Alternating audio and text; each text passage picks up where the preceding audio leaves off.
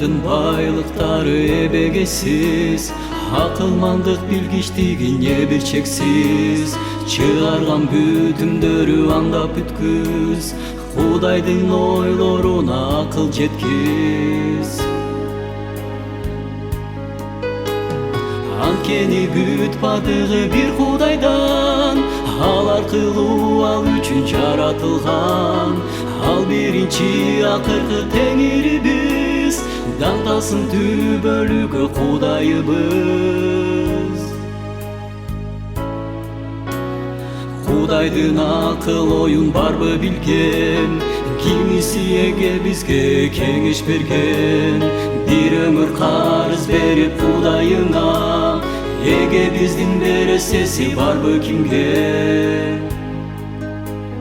Барбы кимге? Анткени бүт бардыгы бир Кудайдан, ал аркылуу ал үчүн жаратылган. Ал биринчи акыркы теңирибиз, даңдасын түбөлүгү Кудайыбыз.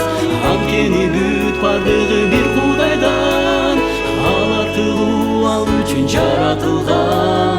Ал биринчи акыркы